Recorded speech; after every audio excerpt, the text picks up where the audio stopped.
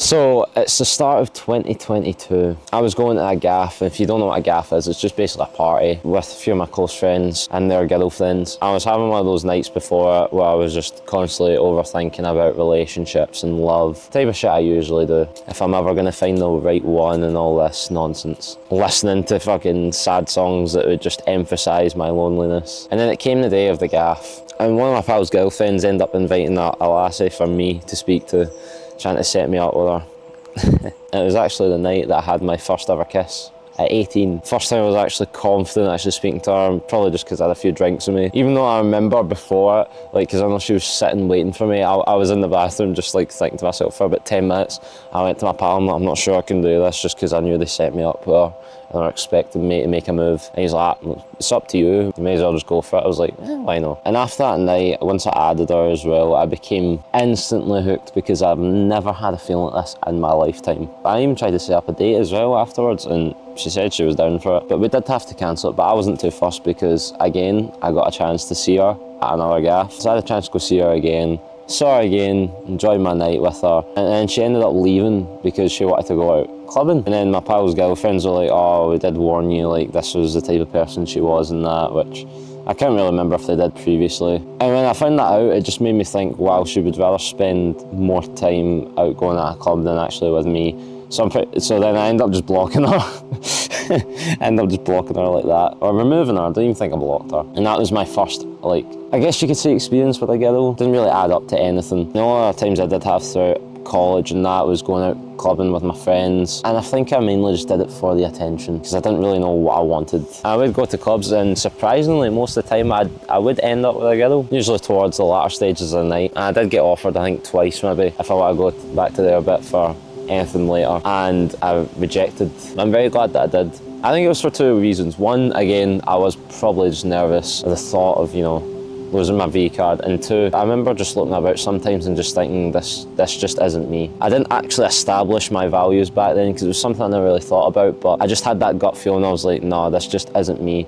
Because if I end up doing this, if I end up losing my V card to someone that I've met at a club after drinking, you know, we're both just intoxicated, we're probably going to forget the next day. I'm probably going to regret it for the rest of my life because it is something that, you know, I value. Because I think it's better to save it for someone that you can actually connect with. And then and then the day came. Last year at this point, I started going on dating apps and seeing what was out there for myself. I wasn't really that addicted to it back then. I was just going a few times a day, see who was there, see who I could add. I had some conversations with girls, but it never really led to anything. But then around November, I'm pretty sure the start of November, I started finally speaking to this girl, and she was drawn to me like that, which usually never happens. I'm talking about through the messages, and she was very keen on speaking to me and adding me straight away. I was like, okay, this is quite interesting. We're talking away and I saw her and I thought, Jesus, I don't know how I managed to land my luck here to even just speak with her. And the conversations went really well. This was actually during when I was in hospital as well. I was snapping during when I was in hospital. Hopefully I didn't just get fucking pity points or something just because I was in hospital. But that was probably one of the highlights being in hospital because I was so miserable in there, just waiting for me to get results to say that I've got a viral infection when they thought it could have been sepsis or some blood poisoning type shit. And then eventually I ended up setting up a date with her. First time I ever took my car out or ever just went out on a date with a girl. And it couldn't have went any better, I can't lie. We mainly just went out talking, driving, and I feel like she actually helped me establish core values back then. Because it was something that I never really thought about because it just got to the point in the night where we were kind of just looking at each other, laughing and that.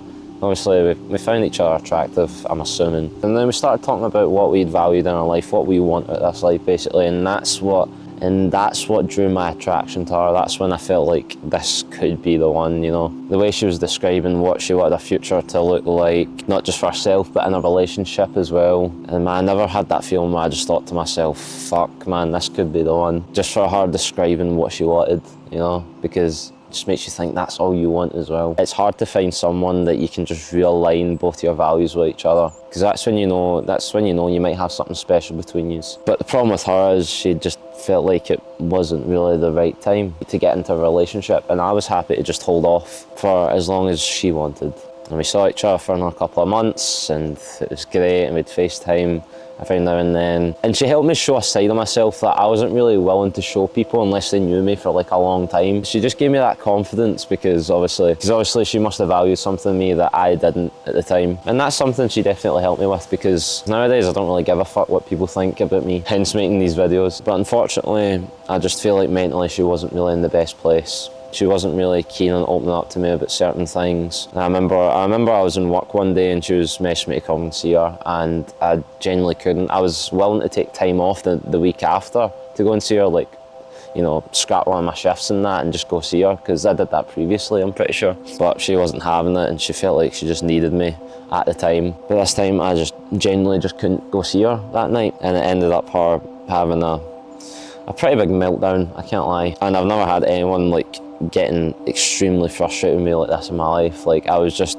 for like a good like 2 hours, I was just like, what the fuck have I done? Like, what is going on, you know? And I'm getting to the point where she wanted me to block her and shit, and I was just like, so like, what the fuck am I dealing with? This is just, you know. And he came the next day and she's like, I do miss you, but we can only keep it like this, like a situation type shit. And I was like, but I'm ready for a relationship. I'm willing to wait for as long as I need to, but willingly at the end of this, I don't want a relationship. And she was like, nah. And it didn't really hit me until a few days later that I was actually quite heartbroken by this, because I just kept rejecting the idea that I had my wee greet, and I had my wee greet on the day it happened, and then I thought, you know, I'll be fine. It didn't even matter. I only knew her for a couple of months. I've got no right to really be upset about this. But when it eventually hit me, holy fuck, man, it hit me. It really did. It was more the idea that I couldn't save her, I couldn't help her. I just felt helpless, and that has got to be the worst feeling in the world for me. Like, I cannot stand it. Like, I'm upset just thinking about it now that I couldn't, you know, help her.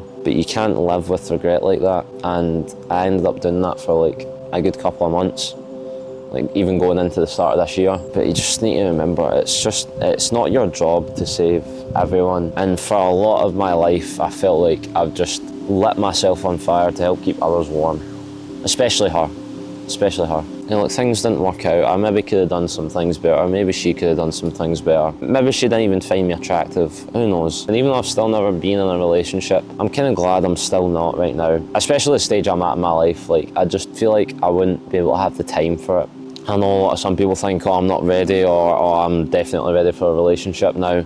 It's like, realistically, you'll never be ready. The timing will never be right, because it will disturb what you're currently doing now. It will stall some of the things that you're doing currently right now, because you're focusing so much of your attention onto someone else, and that's not a bad thing. I've just seen it happen with quite a lot of people. But just remember that your time will come, so will mine. But just because you've had bad experiences in the past doesn't mean that the same beats are going to repeat themselves, you know? Because how will you know if you don't try? Because not everyone's the same. It's just unfortunate that some people have not had the best experiences, and from those experiences they can't trust other people in a relationship. They can't trust having that feeling of love towards someone again. It does really fucking suck, but like I say, the only way to try and move on from that is just to understand that you've got nothing to lose. And these experiences that I've had with these girls, I'm so glad that I got to experience them, because it has taught me quite a lot about myself. Because I could have done what a lot of people did. I could have lost my virginity at an early age, and it could have really fucked me up in a way that I could have just been a cocky arsehole like a lot of people that I knew back then, and some are still like that. I could have lost it going clubbing with my friends while I'm intoxicated with someone else that was intoxicated, end up forgetting the next day, it being a one night stand and not having that proper connection with someone, and just feeling like I'm using it as a means to fill a void for my loneliness, because I liked the attention back then going to clubs. But I'm glad that I just put my foot down whenever I got the chance for someone, you know, spend the night with them later on. And I'm glad for that experience I had with the first girl I properly connected with, because if it wasn't for her, then I wouldn't know what it felt like to actually